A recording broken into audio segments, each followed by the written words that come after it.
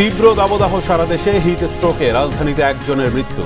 আরও ৭২ ঘন্টার hit alert জারি, শিগগিরই গরম কমার সম্ভাবনা নেই।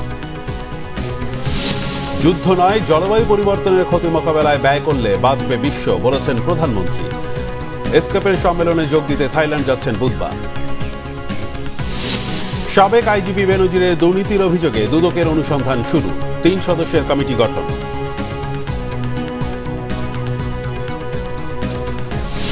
সনদ বাণিজ্য নিয়ে কারিগরি শিক্ষার ওএসডি চেয়ারম্যানকে জিজ্ঞাসাবাদ কাল।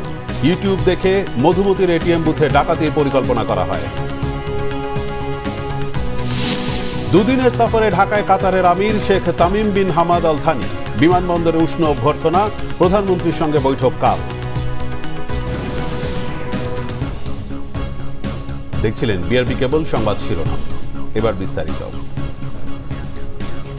অব্যাহত দাবদাহে নাকাল সারা দেশের মানুষ। তীব্র তাপপ্রবাহ বয়ে যাচ্ছে পাবনা ও চুয়াডাঙ্গায়। একই অবস্থা অন্য জেলাগুলোতেও। বাতাসে যেন আগুনের হলকা। বিপর্যস্ত জনজীবন, চরম কষ্টে সাধারণ মানুষ।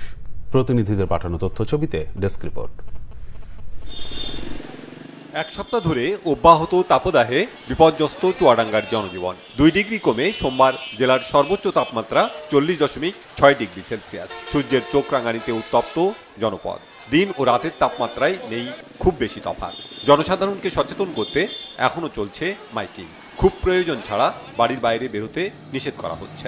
ঘর থেকে বিশেষ কাজ ছাড়া বেরাতে পারছে না, আর বেরালে মনে হচ্ছে এই আগুনের মতো ছাড়া লাগছে চোখে। এই তাতে মানুষ বেরাতে পারছে না, এতে করে আমাদের ভালোভাবে কিছুই হচ্ছে না। আমাদের চাল ডাল কিনবো, 1 কেজি 2 কেজি চাল কিনতে পারছি না। তীব্র তাপদাহে পুড়ছে ঝালকাঠিও। চরম বিপাকে শ্রমজীবী ও কৃষকরা। প্রখর রোদে পুড়ছে বিস্তীর্ণ মাঠের ফসল। মাটি ফেটে চৌচির।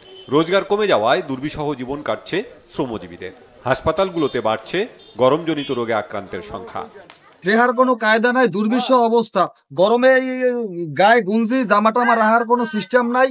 খুব খারাপ অবস্থায় আছি আমরা। নামছি রোডে প্যাডের দায়, রোডে কোনো যাত্রী নাই, রাস্তাঘাটে কোনো লোকজন বেরোতে পারছে না। গরমে চলতে পারতে অসুবিধা হয়, এতে গাড়ি বেশি খাওয়া লাগে। এই তীব্র গরমে যেটা স্বাস্থ্যের ঝুঁকি যেটা আছে সেটা হচ্ছে যে ডায়রিয়া। এই আমাদের অঞ্চলে অলরেডি ডায়রিয়া শুরু হয়ে গিয়েছে। কিছুটা প্রকোপ বেড়েছে আগে, যদিও পরিস্থিতি আমাদের কন্ট্রোলে আছে। গরমে অতিষ্ঠ শরীয়তপুরের সাধারণ মানুষ। রোগীর ভিড় বাড়ছে হাসপাতালে। ডায়রিয়া, সর্দি, কাশি, জ্বর সহ নানা রোগে আক্রান্ত হচ্ছে মানুষ। এই তাপদাহ কতদিন থাকবে কি থাকবে আমরা জানি না, তবে আমার কথা হলো যে বাচ্চাদেরকে ঘরের বাইরে যত কম নিয়ে পারা যায় তত ভালো। তীব্র গরমে হাঁসফাঁস অবস্থা সাতক্ষীরাতেও। বেকায়দায় খেটে খাওয়া মানুষ। দুপুরের আগেই ফাঁকা হয়ে যাচ্ছে শহরের রাস্তাঘাট। গরমের হাত থেকে রেহাই পেতে গাছতলায় আশ্রয় নিচ্ছেন অনেকে। ভিড় বেড়েছে ডাব, শরবত ও আখের রসের দোকানে। ক্ষতি হচ্ছে আমসহ বিভিন্ন ফসলের। রাস্তাঘাটে চলা যাচ্ছে না, তাই এখানে একটু তাপমাত্রা কম, তার কারণে এই আরামদায়ক জায়গায় বসে আছি। তাপে গাড়ি চালানো যাচ্ছে না, টায়ার পর্যন্ত ফেটে যাচ্ছে। এত গরম কি করে সহ্য করবো? পেটে জ্বালাই তো করতেই হবে। পানিতে নিয়ে গেলে বাচ্চারা তো আর উঠতেই চায় না পানির থেকে। প্রচণ্ড গরম, এত গরমের ভিতরে আমাদের জীবন একেবারে অতিষ্ঠ হয়ে যাচ্ছে। এমন অবস্থা থেকে অচিরেই মুক্তি মিলছে না। এপ্রিল জুড়েই তাপপ্রবাহ অব্যাহত থাকবে বলে জানিয়েছে আবহাওয়া অধিদপ্তর। Bangla vision news desk. গরম অব্যাহত থাকায় হিট অ্যালার্টের সময়সীমা আরও 3 দিন বাড়িয়েছে আবহাওয়া অধিদপ্তর। গ্রীষ্মের উত্তাপে উত্তপ্ত আবহাওয়া পুরো এপ্রিল মাস জুড়ে অব্যাহত থাকবে বলেও জানানো হয়েছে। আজ তাপমাত্রা গতকালের চেয়ে কিছুটা কম থাকলেও জনজীবনে স্বস্তি মিলছে না। ঘর থেকে বের হলেই গরমে নাকাল হতে হচ্ছে নগরবাসীকে। ঢাকা মেডিকেল কলেজ এলাকায় হিট স্ট্রোকে একজন রিকশা চালকের মৃত্যু হয়েছে। বিস্তারিত সৈকত সাদিকের প্রতিবেদনে। গেল কদিন ধরেই রাজধানী সহ সারা দেশে বইছে তাপদাহ। আবহাওয়া অফিসের তথ্য অনুযায়ী পাবনা ও চুয়াডাঙ্গা জেলার উপর দিয়ে অতি তীব্র তাপদাহ বয়ে যাচ্ছে। এছাড়া রাজশাহী, টাঙ্গাইল, যশোর ও কুষ্টিয়া জেলার উপর দিয়ে তীব্র তাপদাহ বিরাজ করছে। আর রাজধানী ঢাকাতে মৃদু থেকে মাঝারি তাপপ্রবাহ বয়ে যাচ্ছে। এমন পরিস্থিতিতে হাঁসফাঁস অবস্থা রাজধানীর খেটে খাওয়া শ্রমজীবী মানুষের। প্রখর রোদ ও তীব্র গরম উপেক্ষা করেই কাজ করতে হচ্ছে তাদের। গরমে তো গাড়ি চালানো যায় না, খুব কষ্ট হয়। মনে করুন যে 11টার সময় বাইরে হয়েছি, 2টা পর্যন্ত গাড়ি চালাবো আর কি, 2টা পর্যন্ত গাড়ি চালা গাড়ি চালা যায় না। এত গরমের মধ্যে আমাদের কষ্ট হচ্ছে, রাস্তাঘাটে বের হলেও কষ্ট হচ্ছে। বয়স্ক মানুষ কিংবা রোগী জরুরি প্রয়োজনে যারা ঘর থেকে বের হচ্ছেন তাদেরকে পড়তে হচ্ছে ভোগান্তিতে। বয়স্ক মানুষ হাতে একটা ছড়ি, তারপর ধরেন উপরে একটা ছাতা, তারপরে পানি আছে, খুব সতর্কভাবে থাকতে হইতেছে। আর আমরা যারা চাকরিজীবী আছে তারা অ্যাকচুয়ালি অনেক সাফার করছে, কারণ যারা বাসে চলাচল করি আমরা বা হচ্ছে পাবলিক যেই ট্রান্সপোর্টগুলো ব্যবহার করি সেগুলোতে যে মানে মানুষের যে ভিড় প্লাস হচ্ছে যে গরম, এটাতে আসলে অতিষ্ঠ অবস্থা। এবং তীব্র গরমের এই অস্বস্তির হাত থেকে রক্ষা পেতে অনেকে আবার ফুটপাতের শরবত খাচ্ছেন, যদিও এটা কতটুকু স্বাস্থ্যকর সেটা কেউ বিবেচনা নিতে পারছেন না তারা। শরবত খেলাম, অতিরিক্ত গরম লাগছে, এই যে বরফ দিয়ে শরবত খাওয়াচ্ছে, মোটামুটি ঠান্ডা লাগলো।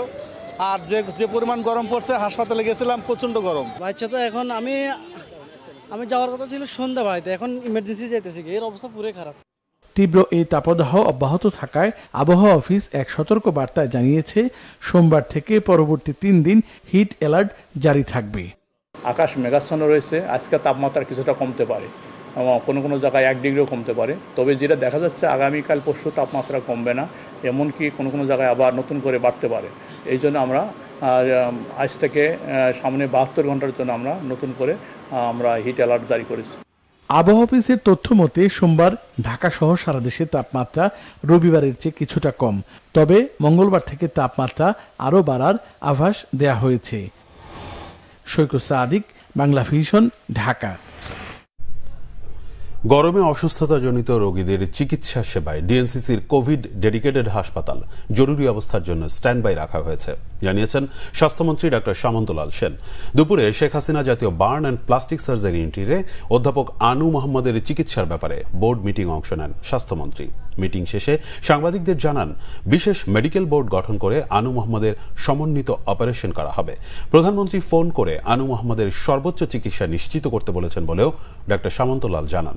গরমে দুর্যোগপূর্ণ আবহাওয়ায় জরুরি রোগীদের চিকিৎসা সেবা দিতে সারা দেশের হাসপাতালগুলোকে বিশেষ প্রস্তুতির নির্দেশ দেওয়া হয়েছে বলে তথ্য দেন তিনি। জানান, এই গরমে মেডিকেল ও ডেন্টালের শিক্ষার্থীদের শুধু অনলাইন ক্লাস হবে, তবে নিয়মিত পরীক্ষা হবে।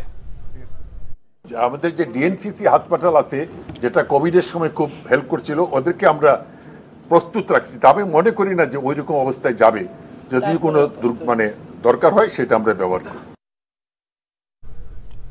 প্রধানমন্ত্রী শেখ হাসিনা বলেছেন, যুদ্ধে অস্ত্র আর অর্থ ব্যয় না করে তা জলবায়ু পরিবর্তনের ক্ষতি মোকাবেলায় ব্যয় করা হলে রক্ষা পেত বিশ্ব। ভবিষ্যৎ প্রজন্মের জন্য একটি সুন্দর পৃথিবী গড়তে জলবায়ু অভিযোজন সক্ষমতা বৃদ্ধি, সহিষ্ণুতা শক্তিশালীকরণ এবং ঝুঁকি হ্রাসে সমন্বিতভাবে উদ্যোগ নিতে বিশ্বের সামনে 5 দফা সুপারিশ তুলে ধরেন শেখ হাসিনা।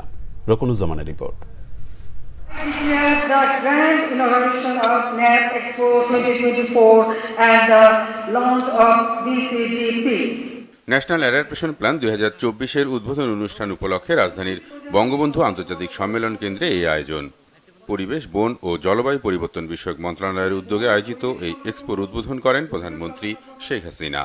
দেশি বিদেশি বিভিন্ন সংস্থার প্রতিনিধি, এনজিও প্রতিনিধি, জলবায়ু বিশেষজ্ঞ সহ প্রায় 1000 প্রতিনিধি উদ্বোধন অনুষ্ঠানে অংশ নেন। 4 দিন ব্যাপী এই আয়োজনের লক্ষ্য বিশ্বের কাছে জাতিসংঘ জলবায়ু অভিযোজনে বাংলাদেশের সক্ষমতা তুলে ধরা। জলবায়ু পরিবর্তনের অভিঘাত মোকাবেলায় বাংলাদেশ সবসময় আন্তর্জাতিক সম্প্রদায়ের সাথে কাজ করে যাচ্ছে। এ সময় প্রধানমন্ত্রী শেখ হাসিনা বলেন, বঙ্গবন্ধুর পদাঙ্ক অনুসরণ করে নিজস্ব অর্থায়নে বাংলাদেশ জলবায়ু পরিবর্তন ট্রাস্ট ফান্ড গঠন সহ তার সরকার 25টি মন্ত্রণালয়ের মাধ্যমে 37,000 কোটি টাকা ব্যয় করেছে। 25 বছর মেয়াদী জাতীয় অভিযোজন পরিকল্পনা সহ জলবায়ু পরিবর্তনের অভিঘাত মোকাবেলায় সরকারের প্রস্তুতির বিস্তারিত তুলেও ধরেন প্রধানমন্ত্রী। জলবায়ু পরিবর্তনের বিরূপ প্রভাব মোকাবেলায় নিজস্ব সম্পদ দিয়ে বিভিন্ন কর্মসূচি বাস্তবায়ন করছি। অভিযোজন কার্যক্রমে বাস্তবায়নের জন্য 2009 সালে আমরা নিজস্ব অর্থায়নে বাংলাদেশ জলবায়ু পরিবর্তন ট্রাস্ট ফান্ড প্রতিষ্ঠা করেছি। 2023-24 অর্থ বছরে 25টি সংশ্লিষ্ট মন্ত্রণালয়ের মাধ্যমে প্রায় 37,000 কোটি টাকা আমরা ব্যয় করেছি। এই যুদ্ধে অস্ত্র এবং অর্থ ব্যয় না করে সে টাকাগুলি জলবায়ু পরিবর্তনে যদি ব্যয় করা হতো তো বিশ্বটা রক্ষা পেত। বৈশ্বিক কার্বন নিঃসরণের জন্য প্রধানভাবে দায়ী ধনী দেশগুলোর প্রতিশ্রুত অর্থ জলবায়ু তহবিলে দ্রুত জমা দেওয়ার আহ্বানও পুনর্ব্যক্ত করেন প্রধানমন্ত্রী। এছাড়া জলবায়ু উদ্বাস্তুদের পুনর্বাসনের দায়িত্ব সকল দেশকে ভাগ করে নেওয়ার আহ্বানও জানান তিনি। অভিযোজন ও প্রশমন কার্যক্রমে উন্নত দেশসমূহে প্রতিশ্রুত প্রতি বছর $100 বিলিয়ন প্রদানের বিষয়টি বাস্তবায়ন করার জন্য বারবার আহ্বান জানাচ্ছি। সমুদ্র পৃষ্ঠের উচ্চতা বৃদ্ধি, লবণাক্ততা বৃদ্ধি, নদী ভাঙন, বন্যা এবং খরার কারণে বাস্তুচ্যুত মানুষদের পুনর্বাসনের দায়িত্ব সকল দেশকে ভাগ করে নিতে হবে। বাংলাদেশ জলবায়ু পরিবর্তনের অভিঘাত মোকাবেলায় সবসময় আন্তর্জাতিক সম্প্রদায়ের সাথে কাজ করে যাচ্ছে উল্লেখ করে প্রধানমন্ত্রী শেখ হাসিনা বলেন, এরই মধ্যে প্রধানমন্ত্রী কার্যালয়ের নেতৃত্বে বাংলাদেশ উন্নয়ন সহযোগীদের সাথে নিয়ে নানান পদক্ষেপ নিয়েছে। ধরিত্রী রক্ষায় সবাইকে একসঙ্গে কাজ করার আহ্বানও জানান প্রধানমন্ত্রী শেখ হাসিনা। সকলকে সঙ্গে নিয়ে আরো নিবিড়ভাবে ধরিত্রী রক্ষায় আমরা কাজ করি। রুকুনুজ্জামান, বাংলা ভিশন, ঢাকা। পররাষ্ট্রমন্ত্রী ডক্টর হাসান মাহমুদ বলেছেন, বিএনপি গণতান্ত্রিক রীতিনীতি মেনে সভা সমাবেশ করবে, তা না হলে জনগণই তাদের প্রতিহত করবে। তিনি আশা করেন 28 অক্টোবর আন্দোলনের নামে যে পরিস্থিতি তৈরি করেছিল সে পথে এবার হাঁটবে না দলটি। প্রধানমন্ত্রীর থাইল্যান্ড সফর নিয়ে পররাষ্ট্র মন্ত্রণালয় এক ব্রিফিংয়ে মন্ত্রী জানান, জাতিসংঘের এসক্যাপ সম্মেলনের বাইরেও 26 এপ্রিল দেশটির প্রধানমন্ত্রীর সাথে শেখ হাসিনার দ্বিপক্ষীয় বৈঠক হবে। সেখানে পারস্পরিক সহযোগিতার বিভিন্ন বিষয়ে আলোচনার পাশাপাশি দেশটির পর্যটন খাতে মানব সম্পদ বিনিয়োগে আগ্রহ দেখাবে বাংলাদেশ। সফরে একটি চুক্তি, 3টি সমঝোতা স্মারকে সইয়ের পাশাপাশি মুক্ত বাণিজ্য আলোচনার বিষয়ে একটি লেটার অফ ইন্টেন্ট থাকবে। সম্মেলনে 26 এপ্রিল ভাষণ দেবেন প্রধানমন্ত্রী। পররাষ্ট্রমন্ত্রী জানান, কাতারের আমিরের সফর সংক্ষিপ্ত, সে কারণে ধানমন্ডি 32 নম্বর ও রাস্তা উদ্বোধন সহ সব জায়গায় যেতে পারছেন না। একই সাথে পররাষ্ট্রমন্ত্রীর সাথে বৈঠকটিও বাতিল করা হয়েছে। আঞ্চলিক শান্তি ও স্থিতিশীলতা বজায় রাখার লক্ষ্যে দুই বন্ধুপ্রতিম দেশের মধ্যে বিদ্যমান চমৎকার দ্বিপাক্ষিক সম্পর্কের গুরুত্বপূর্ণ ভূমিকা অনস্বীকার্য। সার্বিক দিক বিবেচনায় মাননীয় প্রধানমন্ত্রীর এই সফর দুই বন্ধুপ্রতিম দেশের মধ্যে সহযোগিতার নতুন দ্বার উন্মোচন করবে বিধায় এটি উভয় দেশের জন্য অত্যন্ত তাৎপর্যপূর্ণ। এই প্রেক্ষিতে দুই দেশের সহযোগিতার ক্ষেত্রকে আরও বর্ধিত করার লক্ষ্যে একটি চুক্তি, 3টি সমঝোতা স্মারক ও একটি লেটার অফ ইন্টেন্ট স্বাক্ষরিত হওয়ার কথা রয়েছে। আমরা আশা করব বিএনপি আগের পথে আর হাঁটবে না। বিএনপি গণতান্ত্রিক রীতিনীতি পালন করে অক্ষুণ্ণ রেখে তারা সভা সমাবেশ করবে। যদি আগের পথে হাঁটে, আমরা তাদেরকে কিভাবে মোকাবেলা করতে হয় জানি। জনগণ তাদেরকে আর আগের পথে হাঁটতে সুযোগ দিবে না। আওয়ামী লীগের সাধারণ সম্পাদক ওবায়দুল কাদের কোথায়, কোন সেক্টরে যুদ্ধ করেছেন? প্রশ্ন বিএনপি চেয়ারপারসনের উপদেষ্টা জয়নুল আবদিন ফারুকের। বলেন, ভারতের ওপর ভর করে সরকার যত কিছুই করুক বিএনপিকে ধ্বংস করা যাবে না। ভারতীয় পণ্য বর্জন আন্দোলন চলছে, চলবে বলেও জানান তিনি। বলেন, বাংলাদেশকে ভারতীয় আগ্রাসন থেকে মুক্ত না করা পর্যন্ত আন্দোলন চলবে। বিএনপি সংগঠিত হচ্ছে, শক্তি অর্জন করেছে। বিএনপি আন্দোলন থেকে পিছু হটবে না বলেও জানান জয়নুল আবদিন ফারুক। জাতীয় প্রেস ক্লাবের সামনে এক মানববন্ধনে তিনি এসব কথা বলেন। বিএনপি চেয়ারপারসনের এই উপদেষ্টা বলেন, জনগণের পকেট কেটে ক্ষমতায় আসার 100 দিন উদযাপন করছে সরকার। আওয়ামী লীগের পতন ঘটিয়ে জনগণের সরকার প্রতিষ্ঠা করা হবে বলেও জানান জয়নুল আবদিন ফারুক। কেন সেই ভারত বাংলাদেশের গণতান্ত্রিক নির্বাচনের বিরুদ্ধে কথা বলে? সেই কারণে আজকে এই ব্যানারে বলা আছে, আমরা ভারতীয় পণ্য বর্জন করব। আমরা ভারতীয়দেরকে এদেশে আগ্রাসন থেকে বিরত রাখার জন্য আজকে আমরা নেমে পড়েছি। ওবায়দুল কাদের সাহেব কোথায় যুদ্ধ করেছেন? কোন সেক্টরে যুদ্ধ করেছেন? নামটা বলেন। আর আমাকে প্রশ্ন করেন, আমার দলের মেজর হাফিজকে প্রশ্ন করেন, অ্যাডভোকেট ফজলুর রহমানকে প্রশ্ন করেন, মনিরুল্লাহ চৌধুরীকে প্রশ্ন করেন, কোথায় যুদ্ধ করেছে? সাবেক আইজিপি বেনজির আহমেদের অবৈধ সম্পদ অর্জনের অভিযোগে অনুসন্ধান শুরু করেছে দুর্নীতি দমন কমিশন দুদক। এই জন্য 3 সদস্যের কমিটি গঠন করা হয়েছে। এদিকে বেনজির আহমেদের দুর্নীতির অভিযোগের তদন্ত চেয়ে হাইকোর্টে রিট করেছেন এক আইনজীবী। তাইমুর রশিদের রিপোর্ট। সাবেক আইজিপি বেনজির আহমেদের বিরুদ্ধে বিপুল পরিমাণ অবৈধ সম্পদ অর্জনের তথ্য সম্প্রতি উঠে আসে দেশের বেশ কিছু গণমাধ্যমে। যদিও শনিবার নিজের ভেরিফাইড ফেসবুক পেজে ভিডিও আপলোড করে সেসব অভিযোগের জবাব দেন বেনজির আহমেদ। এসব অভিযোগের বিষয়ে দুর্নীতি দমন কমিশন বিধিমালা 2007-এর 3 নম্বর বিধির আওতায় কার্যক্রম শুরুর কথা জানিয়েছে দুদক। সোমবার বিকেলে রাজধানীর সেগুনবাগিচায় দুদক কার্যালয়ে এক ব্রিফিংয়ে এ তথ্য জানান সংস্থাটির সচিব খোরশেদা ইয়াসমিন। জানান 18 এপ্রিল কমিশন সভায় সাবেক আইজিপির অবৈধ সম্পদ অর্জনের অভিযোগ অনুসন্ধানের বিষয়টি অনুমোদন করা হয়। সংশ্লিষ্ট আইন ও বিধি অনুযায়ী নির্ধারিত সময়ের মধ্যে অনুসন্ধান শেষ করে আইনানুগ ব্যবস্থা নেয়ার কথা জানান দুদক সচিব।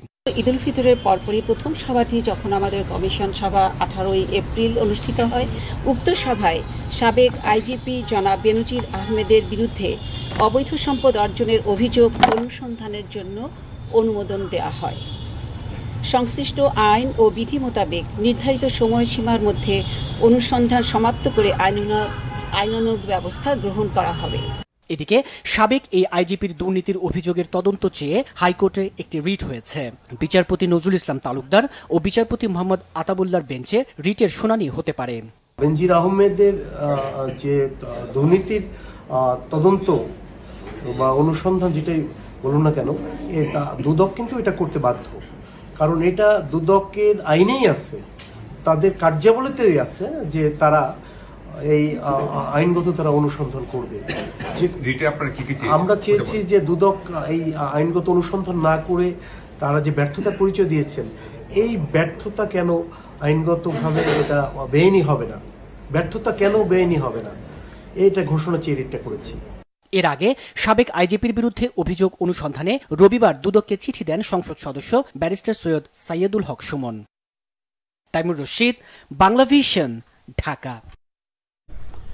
গোয়েন্দা বিভাগের অতিরিক্ত কমিশনার হারুনুর রশিদ বলেছেন, কারিগরি বোর্ডের সদ্য ওএসডি হওয়া চেয়ারম্যানকে জিজ্ঞাসাবাদের জন্য ডাকা হবে কাল মঙ্গলবার। সনদ বাণিজ্য নিয়ে সাংবাদিক ও দুদক সহ যাদের নাম এসেছে তদন্তের প্রয়োজনে সবাইকে ডাকা হবে। মধুমতি ব্যাংকের এটিএম বুথের নিরাপত্তা কর্মীকে হত্যার ঘটনা নিয়ে সংবাদ সম্মেলনে তিনি একথা বলেন। জানান, ইউটিউব দেখে এটিএম বুথে ডাকাতির পরিকল্পনা করেছিল গ্রেফতার আরিফ। আরো জানাচ্ছেন দীপন দেওয়ান। ঈদের আগের দিন গুলশানের শাহজাদপুরে মধুমতি ব্যাংকের এটিএম বুথে ঢুকে নিরাপত্তা কর্মী মাহমুদুল হাসানকে হত্যা করা হয়। পুলিশের দাবি, এই হত্যাকাণ্ড ঘটিয়েছে আরিফুল ইসলাম। মিরপুরের একটি মার্কেট থেকে এটিএম বুথ ভাঙার কাজে ব্যবহৃত হাতুড়ি, শাবল সহ বিভিন্ন মালামাল কিনে বুথে ঢুকেই নিরাপত্তা কর্মীকে হত্যা করে আরিফ। এটিএম বুথ না ভাঙতে পেরে মিরপুরে চলে যায় সে। ইউটিউব দেখে এটিএম বুথে ডাকাতির পরিকল্পনা করেছিল আরিফ। সোমবার ডিএমপি মিডিয়া সেন্টারে আয়োজিত এক সংবাদ সম্মেলনে এসব তথ্য জানান গোয়েন্দা বিভাগের অতিরিক্ত কমিশনার হারুনুর রশিদ। কারিগরি শিক্ষা বোর্ডের সনদ জালিয়াতি নিয়ে এক প্রশ্নের জবাবে জানান, যাদের সাথে টাকা লেনদেনের অভিযোগ পাওয়া গেছে সে ব্যাপারে তদন্ত চলছে। এখানে যাদের নামে এসেছে তাদেরকে প্রত্যেককে আমরা পর্যায়ক্রমে ডাকবো। আগে আমাদেরকে একটু বোর্ডের যে সাবেক চেয়ারম্যান, যিনি তাকে গতকাল ওএসডি করা হয়েছে, আপনারাই বললেন, এখন তাকে আমরা আগামীকাল ডাকবো। তার সাথে কথা বলার পরে তারপরে আরও যারা আছে, যাদের নাম এসেছে, তাদেরও আমরা ডাকবো, তাদের সাথে কথা বলবো। এদিকে সরকারি ওয়েবসাইট ও বিভিন্ন প্রতিষ্ঠান থেকে উপবৃত্তি ও শিক্ষাবৃত্তির তথ্য সংগ্রহ নিয়ে একটি সংবাদ সম্মেলন করে র্যাব। এতে জানানো হয়, বিভিন্ন প্রলোভনে টাকা দেওয়ার নাম করে প্রতারণার মাধ্যমে ক্রেডিট কার্ড ও মোবাইল ব্যাংকিং থেকে অর্থ হাতিয়ে নিত একটি চক্র। এই চক্রের 8 সদস্যকে আটকের পর তাদের কাছ থেকে 3 শতাধিক সিম উদ্ধার করা হয়। তা প্রতারণার কাজে ব্যবহার করা হতো। অন্য ব্যক্তির এনআইডি কার্ড ব্যবহার করে তারা কিন্তু বিভিন্ন কোম্পানির মোবাইল অ্যাপসগুলি খুলছে। এখানেও যদি আমরা একটু সতর্ক হই বা আমাদের যারা এই ধরনের কাজ করে তাদেরকে যদি আমরা একটু একটা নিয়মের মধ্যে নিয়ে আসতে পারি, তাহলে এই প্রতারণাটা অনেক কমে যাবে। দেশের বিভিন্ন জায়গায় এই চক্রের প্রায় 2000 লোক জড়িত রয়েছে বলে জানানো হয় সংবাদ সম্মেলনে। দীপন দেওয়ান, বাংলা ভিশন, ঢাকা। দুদিনের সফরে ঢাকায় কাতারের আমির Sheikh Tamim bin Hamad Al Thani. কাতারের আমিরকে বহনকারী কাতার এয়ারওয়েজের বিমানটি বিকেল 5টার দিকে হযরত শাহজালাল আন্তর্জাতিক বিমানবন্দরে অবতরণ করে। বিমানবন্দরে কাতারের আমিরকে অভ্যর্থনা জানান রাষ্ট্রপতি মোহাম্মদ শাহাবুদ্দিন। পরে সশস্ত্র বাহিনীর একটি চৌকস দল কাতারের আমিরকে গার্ড অফ অনার প্রদান করে।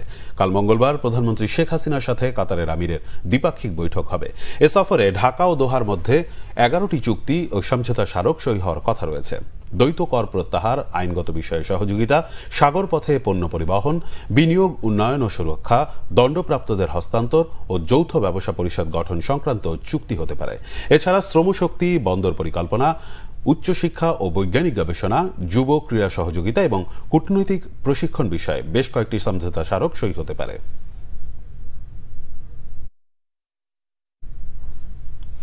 গণতন্ত্রের ভিত্তি হল অবাধ, মুক্ত ও বহুমাত্রিক গণমাধ্যম।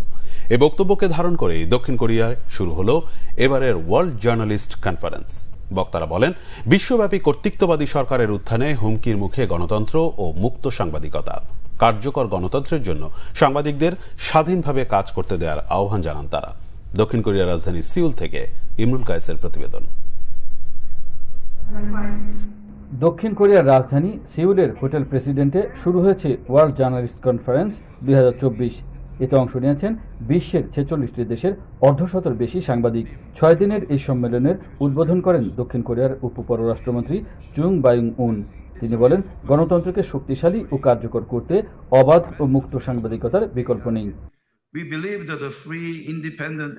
বিশ্বের বিভিন্ন দেশে কর্তৃত্ববাদী সরকারের উত্থান হচ্ছে, এটা উদ্বেগজনক। এ ধরনের সরকার সবসময় সাংবাদিকদের ভয়ভীতি দেখাতে চায়। আমরা বিশ্বাস করি যে কোনো গণতান্ত্রিক পদ্ধতিতে কর্নারস্টোন বা ভিত্তি হলো অবাধ, মুক্ত ও বহুমাত্রিক গণমাধ্যম। মত প্রকাশের স্বাধীনতা রক্ষায়, তথ্যের অবাধ প্রবাহ নিশ্চিত করতে এবং সাংবাদিক ও গণমাধ্যম রক্ষায় সকল ধরনের বিধিবিধান ও আইনি কাঠামো প্রণয়নের উদ্যোগকে আমরা সমর্থন দিয়ে যাব। গণতান্ত্রিক প্রতিষ্ঠানগুলো বিশ্বব্যাপী অভূতপূর্ব হুমকির মুখে পড়েছে। সম্মেলনে অংশ নেওয়া সাংবাদিকরা বলেন, রাশিয়া ইউক্রেন যুদ্ধ, গাজায় ইসরায়েলি হামলা সহ নানা কারণে সাংবাদিকদের জীবন হুমকির মুখে। তাই সাংবাদিকদের নিরাপত্তা নিশ্চিতে সব পক্ষের প্রতি আহ্বান জানান তারা। আর এবারের ওয়ার্ল্ড জার্নালিস্ট কনফারেন্সের মূল উদ্দেশ্য নিয়ে কথা বলেন আয়োজকরা। The aim of this conference is to promote the understanding among the international journalists, such as world journalism and AI, and during the critical situation in the world. আগামী 26 এপ্রিল শেষ হবে এই কনফারেন্স। বিশ্বের বিভিন্ন দেশের সাংবাদিকরা নানা ধরনের সমস্যার কথা তুলে ধরলেন। তবে এ ব্যাপারে সবাই একমত যে বস্তুনিষ্ঠ সাংবাদিকতার কোনো বিকল্প নেই। এজন্য সব বাধা বিপত্তি উপেক্ষা করতে হবে। গণতন্ত্রকে কার্যকর করতে এবং জবাবদিহিতা নিশ্চিত করতে সাংবাদিকদের সত্যনিষ্ঠ হয়ে কাজ করতে হবে। Imrul Kayes, Bangla Vision, world journalist conference, Seoul, দক্ষিণ কোরিয়া। বিপুল সম্ভাবনার মাঝেও মুখ থুবড়ে পড়েছে দেশের মুরগির খামারগুলো। লোকবল সংকট আর প্রযুক্তির ঘাটতিতে তেমন কাজে আসছে না প্রাণী সম্পদ অধিদপ্তরের আওতাধীন দেশের 28টি খামার। তবে খামারের উন্নয়নে শিগগিরই প্রকল্প হাতে নেওয়ার কথা জানালেন প্রাণী সম্পদ অধিদপ্তরের মহাপরিচালক। আলমাসুম সবুজের ক্যামেরায় মাইনুল শোভনের রিপোর্ট।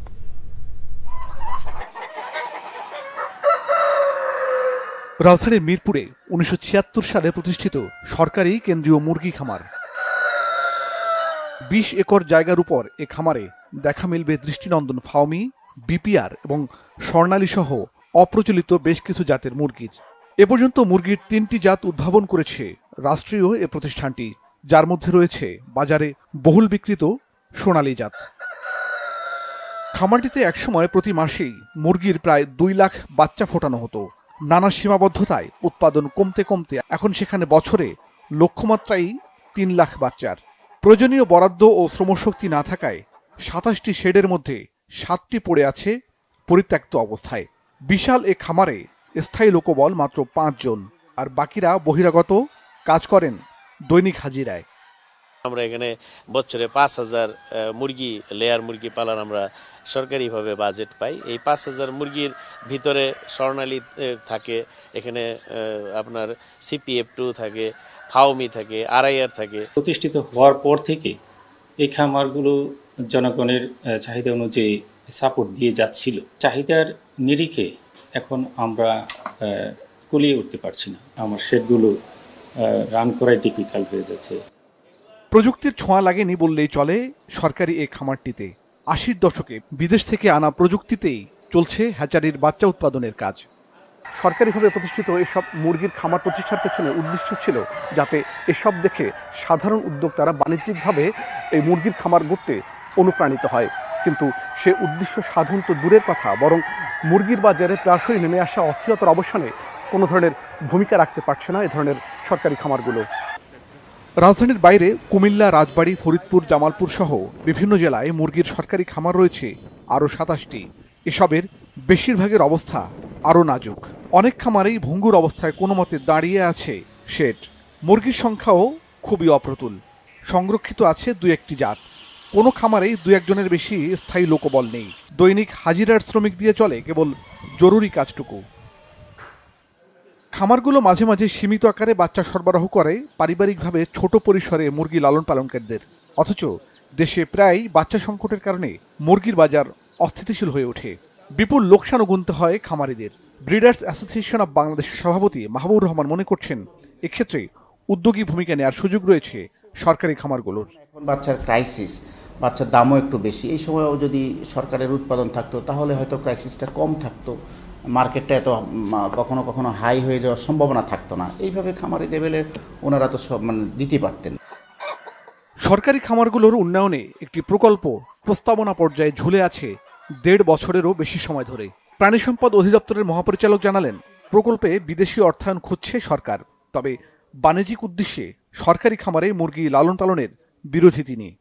আমরা এগুলোকে আধুনিকায়ন করতে যাচ্ছি। একটা প্রকল্প আমরা করেছি, সেখানে এনভায়রনমেন্ট কন্ট্রোল শেড আসবে, সেখানে আরও আধুনিকায়ন হবে, হ্যান্ড টাচ কোনো কিছু লাগবে না, এরকম পদ্ধতিও সেখানে থাকবে। কমার্শিয়াল বার্ডে আমরা সেটা করতে পারবো না।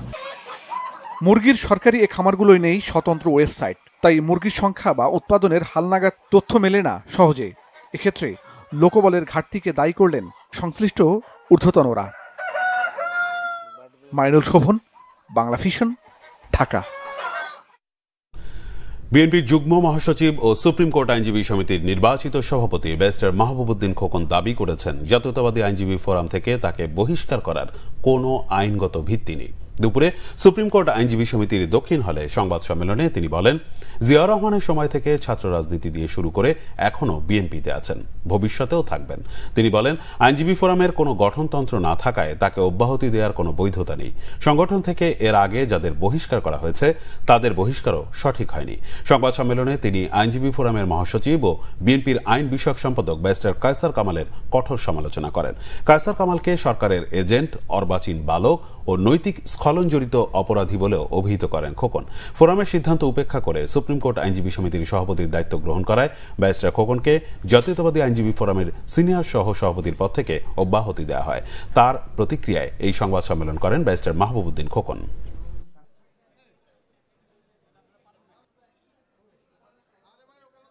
এবং দীর্ঘদিন থেকে আমি জাতীয় আইনজীবী ফোরামের সংগঠন হিসেবে কাজ করে আসছি। এই অর্বাচীন বালক কায়সার কামাল এসে হঠাৎ করে এটা কমিটি নিয়ে আসতে মানালো, বুঝালো যে বাংলাদেশ জাতীয়তাবাদী আইনজীবী ফোরাম তো ভিন্ন সংগঠন হয়ে গেল না, যে বাংলাদেশ জাতীয় আইনজীবী ফোরাম মানালো। এর কোনো ঘটনান্তর নাই, কারণ জাতীয়তাবাদী আইনজীবী ফোরামের ঘটনান্তর এই সংগঠনে অ্যাডপ্ট করা হয়নি। এই জন্যই দেখেন চিঠি লিখেছে তারা 2 বার, কোন ধারায় লিখেছে, কোন সংগঠনের কিছু লিখেছে। তো যেই সংগঠনের যে সংগঠনের বাংলাদেশ জাতীয় আইনজীবী ফোরাম যেহেতু ঘটনান্তর নাই, তাদের এই চিঠির কোনো আইনের উল্লেখ নাই, কোন সেকশন ভাগ করছে, এটা একটু ভ্যালু আছে, লিগ্যালিটি আছে। বাংলাদেশে আরও বেশি বিনিয়োগে আগ্রহী চীন, জানিয়েছেন দেশটির রাষ্ট্রদূত ইয়াও ওয়েন। সকালে টুঙ্গিপাড়ায় জাতির পিতা বঙ্গবন্ধু শেখ মুজিবুর রহমানের সমাধিতে শ্রদ্ধা জানান তিনি। শ্রদ্ধা নিবেদন শেষে বেদির পাশে কিছুক্ষণ নীরবে দাঁড়িয়ে থেকে স্বাধীন বাংলাদেশের স্থপতি বঙ্গবন্ধু শেখ মুজিবুর রহমানের স্মৃতির প্রতি শ্রদ্ধা জানান চীনা রাষ্ট্রদূত। অংশ নেন বিশেষ প্রার্থনায়। পরে সমাধিসৌধের পরিদর্শন বইতে স্বাক্ষর করেন, ঘুরে দেখেন সমাধিসৌধ কমপ্লেক্স। পরে সাংবাদিকদেরকে বাংলাদেশে বিনিয়োগ বাড়াতে চীনের প্রধানমন্ত্রীর আগ্রহের কথা জানান তিনি।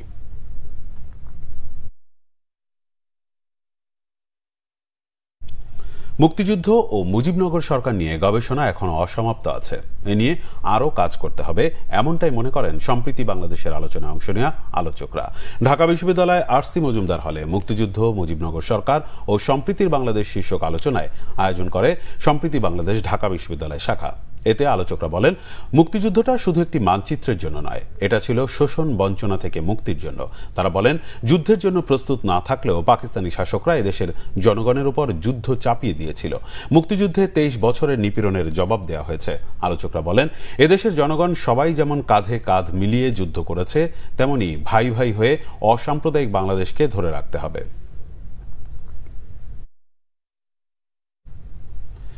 বাংলাদেশকে যুক্তরাষ্ট্রের ভূ রাজনৈতিক বলয়ের মধ্যে রাখার চেষ্টা চলছে বলে মন্তব্য করেছেন ওয়ার্কার্স পার্টির সভাপতি রাশেদ খান মেনন। জাতীয় প্রেস ক্লাবে পুঁজিবাদের আগ্রাসী ভূ রাজনীতি ও লেলিন বিষয়ক আলোচনায় এমন মন্তব্য করেন তিনি।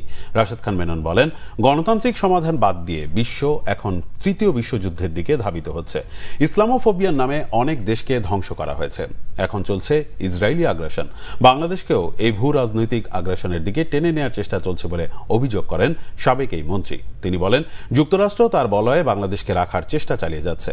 গত জাতীয় নির্বাচনে এর চূড়ান্ত প্রকাশ দেখা গেছে। মেনন বলেন, বিএনপি জামাত এই এজেন্ডা বাস্তবায়নে সহযোগীর ভূমিকায় রয়েছে, তাই তাদের ব্যাপারে সজাগ থাকতে হবে। আওয়ামী লীগের সাথে দলের ঐক্য নিয়ে বিভ্রান্তির সুযোগ নেই বলেও মন্তব্য করেন ওয়ার্কার্স পার্টির সভাপতি। সংবাদ শেষ করব, বিআরবি কেবল শিরোনামগুলো আরেকবার জানিয়ে। তীব্র দাবদাহ সারা দেশে, হিট স্ট্রোকে ঢাকা ও রাজশাহীতে মৃত্যু, আরও 72 ঘন্টার হিট অ্যালার্ট জারি। শিগগিরই গরম কমার সম্ভাবনা নেই। যুদ্ধ নয়, জলবায়ু পরিবর্তনের ক্ষতি মোকাবেলায় ব্যয় করলে বাঁচবে বিশ্ব, বলেছেন প্রধানমন্ত্রী। এসকেপের সম্মেলনে যোগ দিতে থাইল্যান্ড যাচ্ছেন বুধবার। সাবেক আইজিপি বেনজিরের দুর্নীতির অভিযোগে দুদকের অনুসন্ধান শুরু, 3 সদস্যের কমিটি গঠন।